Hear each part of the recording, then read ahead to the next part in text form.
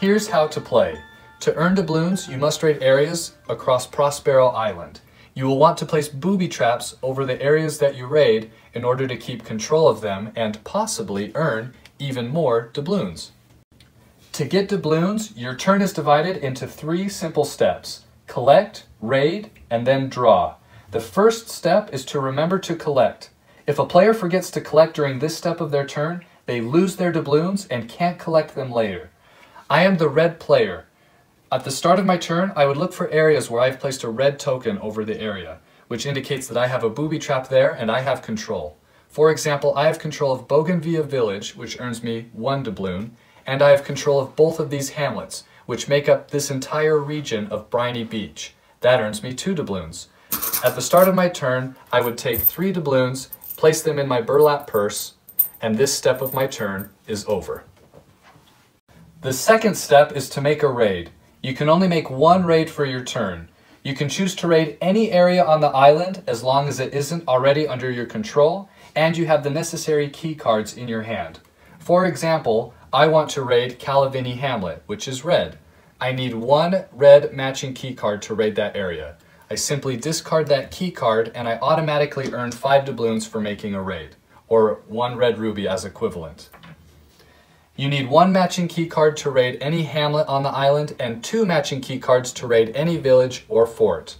After you make a raid, you can decide if you want to create a booby trap over the area. Simply take 1 of the key cards from your hand and place it face down to the left of the area, but don't let other players see what card you place down. Finally, place your colored token over the weapon card to indicate to all players that that is your booby trap and that you have control of that area. The third and final step is to draw your cards.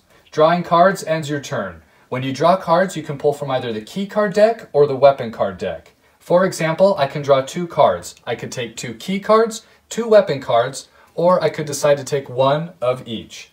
On occasion, players will draw what is called a twist of fate card from either the key card deck or weapon card deck. These are chance items or events that players must read aloud and follow the action prompt immediately. These cards can never be kept in a player's hand. Once a player has finished drawing their cards and made sure to complete any twist of fate cards, their turn is over and the next player begins their turn. The red player has finished their turn. I have set up here a 2-player game. It is now the yellow player's turn. I'm going to play as the yellow player now. Remember, there are 3 simple steps for your turn: collect, raid, and draw. The yellow player will first look at the areas that are under their control. They have control of Ezekiel's Hamlet and Tradewind's Hamlet.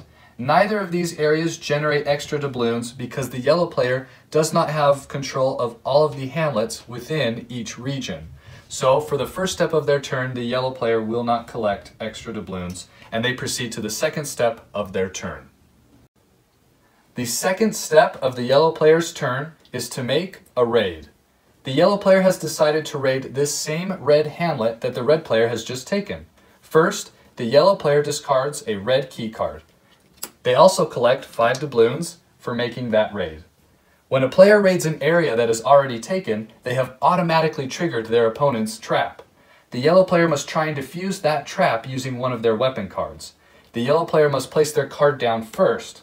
Then, the red player will remove their token and turn their card over to reveal what their trap is. In this case, a 10 beats a 9. The yellow player has successfully defused the trap. All the cards are discarded, and the yellow player may now decide if they want to use 1 of the weapon cards from their hand to create a new trap and take control. After the yellow player makes their decision, they proceed to the final step of their turn.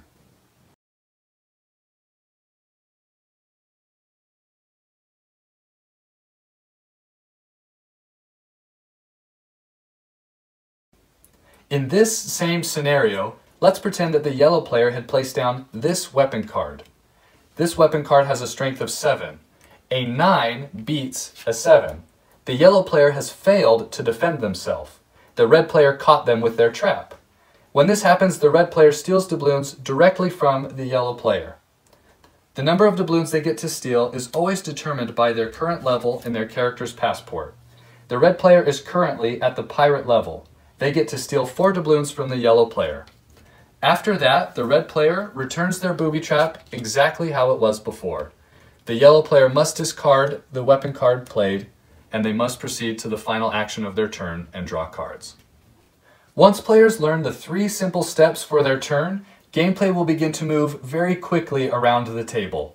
The final element is to learn how to level up your character and defeat Captain Dread Red. You level up your character by completing conquest cards that you were given at the beginning of the game. Each conquest card defines specific areas across the island that need to be under your control. Once you have control, you can discard the card and turn 1 page in your character's passport to level them up. This will increase your character's abilities. It's important to note that once you have control of the areas defined on the card, you have completed it and no longer have to worry about keeping control of those areas for the remainder of the game. Once you have completed all 3 of your conquest cards, you will become a legend, and you are now ready to battle Captain Dread Red on one of your turns. You must battle Captain Dread Red during the 2nd step of your turn. You must discard 3 key cards of any color. You do not collect any doubloons for your raid. Once you raid his castle, you must battle him and win 4 times in a row during your turn. For each battle, you must place your weapon card down first, then turn over only the top weapon card to show Dread Red's attack. If you show a higher strength, then discard both cards played and proceed to the next battle. If you succeed 4 times in a row, then you have defeated Dread Red and you can collect all the treasure from his chest as yours. And the final round of gameplay begins.